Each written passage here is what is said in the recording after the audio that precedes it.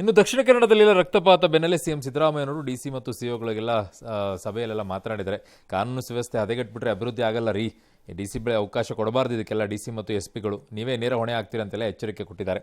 ಅದಕ್ಕೆ ಡಿಸಿಎಂ ಅವರು ಹೇಳಿದ್ದಾರೆ ಕಂಟ್ರೋಲ್ ಆಗುತ್ತೆ ಎಲ್ಲ ಈ ಬಿಜೆಪಿ ಮತ್ತು ಕೆಲವು ಸಂಘಟನೆಗಳೆಲ್ಲ ಹಿಂಗೆಲ್ಲ ಪ್ರಚೋದನೆ ಮಾಡ್ತಾ ಇದಾವೆ ಅಂತ ಅವ್ರದ್ದು ಆರೋಪ. ಇದನ್ನು ಹೇಳಿದ್ರು ಸರ್. ಇದನ್ನು ಹೇಳಿಬಿಟ್ಟು ನೀವೆಲ್ಲೋ ಕಂಟ್ರೋಲ್ ಮಾಡ್ತೀವಿ ಅಂತ ಹೋಗ್ತೀರಿ. ಆ ಇನ್ನೊಂದು ಸೈಡಲ್ಲಿ ಕೂತಿರೋರು ಹೊಡಿ ಅಣ್ಣ ಹೊಡಿ ಹೊಡಿ ಹೊಡಿ ಅಂತ ಹೊಡ್ಸ್ಕೊಳಕ್ಕೆ ನಿಂತ್ಕೋತಾರ ಬಂದು ಡಿ.ಸಿ.ಎಂ ಹತ್ರ. ಅವ್ರು ಯಾರು ಗಾಂಧಿ ಆಗಕ್ಕಾಗಲ್ಲ. ಅದನ್ನೇ ನಿನ್ನೆ ಬಡ್ಕೋತಾ ಇದ್ರೆ ಮತ್ತೆ ಅದೇ ಮಾಡ್ತಾರೆ.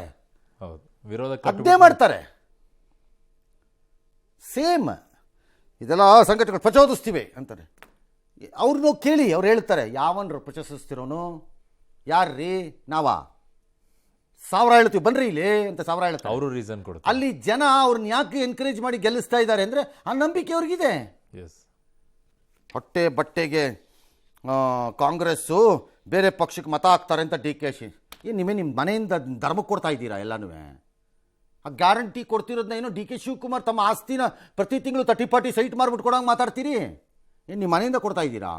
ಜನ ಕಟ್ಟೋ ತೆರಿಗೆ ಪರವಾಗಿಲ್ಲ, ಅದು ಏರಿಕೆ ಮಾಡಿ ಎಲ್ಲ ಟ್ಯಾಕ್ಸು ಎಬ್ಬಿಸ್ಬಿಟ್ರು. ಪುಕ್ಕಟೆ ನಮ್ಮ ದುಡ್ಡಲ್ಲಿ ಗ್ಯಾರಂಟಿ ಕೊಟ್ಬಿಟ್ರು. ಈಗ ನಾನೇನು ಕೊಟ್ಟೆ ಅನ್ನತ್ರ ಭಾಷಣ ಬಿಗಿತಾರೆ. ಯಾಕೆ ಕೊಟ್ಟೆ ಬಟ್ಟೆ ಕಾಂಗ್ರೆಸ್ ಮತ ಯಾಕೆ ಹಾಕ್ಬಾರ್ದು? ಅವ್ರ ಇಷ್ಟ, ಅವ್ರ ಇಷ್ಟ. ಓಟ್ ಯಾವುದಕ್ಕಾದ್ರೂ ಹಾಕ್ತಾರೆ. ಎಸ್ ವೆಂಕಟೇಶ್ ಮೂರ್ತಿ. ಇನ್ನು ಕನ್ನಡದ ಖ್ಯಾತ ಕವಿ, ಸಾಹಿತಿ, ನಾಟಕ ರಚನೆಕಾರ ಎಚ್.ಎಸ್. ವೆಂಕಟೇಶ್ ಮೂರ್ತಿ ಅವರು 80 ವರ್ಷ ವಿಧಿವಶರಾಗಿದ್ದಾರೆ. ಕೆಲ ದಿನಗಳಿಂದ ವಯೋಸಹಜ ಅನಾರೋಗ್ಯ ಸಮಸ್ಯೆಯಿಂದ ಬಳಲ್ತಾ ಇದ್ರು. ಖಾಸಗಿ ಆಸ್ಪತ್ರೆಯಲ್ಲಿ ಕೊನೆಯುಸಿರೆಳೆದಿದ್ದಾರೆ.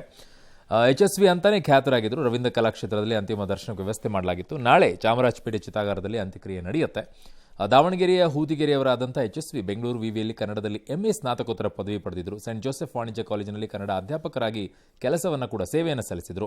ಕನ್ನಡದಲ್ಲಿ ಕಥನ ಕವನಗಳು ಎಂಬ ಮಹಾಪ್ರಬಂಧಕ್ಕೆ PhD ಕೂಡ ಪಡ್ಕೊಂಡಿದ್ದರು.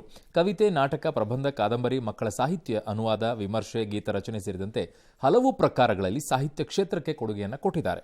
ಕಿರುತೆರೆಯ ಹಲವು ಧಾರಾವಾಹಿಗಳಿಗೆ ಗೀತ ರಚನೆಯನ್ನು ಮಾಡಿದ್ದಾರೆ. ಇವರ ಕವಿತೆಗಳು ಹಲವು ಚಿತ್ರಗಳಲ್ಲಿ ಹಾಡುಗಳಾಗಿವೆ. 2019ರಲ್ಲಿ ಕಲಬುರಗಿಯಲ್ಲಿ ನಡೆದಂಥ 85ನೇ ಅಖಿಲ ಕನ್ನಡ ಸಾಹಿತ್ಯ ಸಮ್ಮೇಳನದ ಅಧ್ಯಕ್ಷರು ಕೂಡ ಆಗಿದ್ದರು.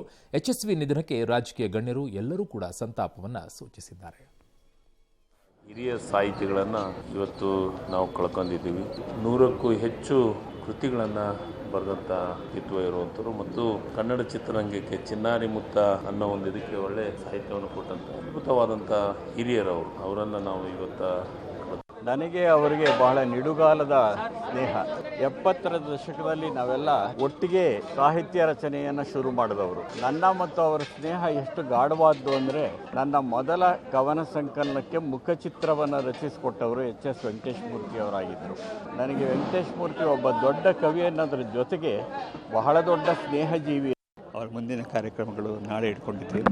ಇವತ್ತು ಎಲ್ಲರ ಸಹಕಾರದಿಂದ, ಸರ್ಕಾರದ ಗೌರವದಿಂದ ಅವರ ಅಂತಿಮ ನಮಗಳು ನಡೆಸಿದೆ. ಎಲ್ಲ ಸಹಕರಿಸಿದ ಎಲ್ಲರಿಗೂ, ಇದಕ್ಕೆ ಸಹಾಯ ಮಾಡಿದ ಎಲ್ಲರಿಗೂ ನನ್ನ ವಂದನೆಗಳು. ಆತ್ಮೀಯ ಮಿತ್ರ ಮತ್ತು ಆತ್ಮೀಯ ಕವಿ, ಆತ್ಮೀಯನಾದಂಥ ಸಾಹಿತಿ ಅಂತವನ್ನೊಬ್ಬನನ್ನು ಕಳೆದುಕೊಂಡದಕ್ಕೆ ದುಃಖವಾಗ್ತದೆ. ನನ್ನ ದೃಷ್ಟಿಯಲ್ಲಿ ಸಾಹಿತ್ಯ ಅವರ ಹೃದಯದಲ್ಲಿತ್ತು.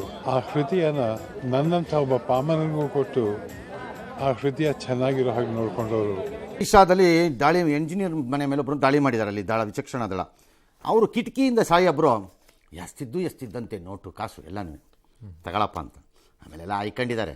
ಬಟ್ ಈ ದೃಶ್ಯನ ನಾನು ಕಣ್ಣಾರೆ ನಾನೇ ಐ ವಿಟ್ನೆಸ್ ಆಗಿ ಲೋಕಾಯುಕ್ತ ರೈಡ್ ಮಾಡಿದಾಗ ನಾನು ರಿಪೋರ್ಟಿಂಗ್ ಕೆಲಸ ಮಾಡ್ತಿದ್ದಾಗ ನೋಡಿದ್ದೀನಿ. ಹಾಗಾಗಿ ನನಗಿದು ದೃಶ್ಯ ಹೊಸದು ಅನ್ನಿಸ್ಲಿಲ್ಲ, ಈ ಟೆಕ್ನಿಕ್ ಹೊಸದು ಅನ್ನಿಸ್ಲಿಲ್ಲ ನನಗೆ. ಇಲ್ಲೂ ಎಸ್ತಿದ್ದಾರೆ ಸರ್, ಎಸ್ತಿದ್ದಾರೆ. 1-2 ಕೋಟಿ ರೂಪಾಯಿ ಹಿಡ್ಕೊಂಡಿದ್ದಾರೆ. ಆಯಿತು, ಒಳ್ಳೆಯದು. ಭಾರತ ಚೆನ್ನಾಗಿದೆ. ಎಸ್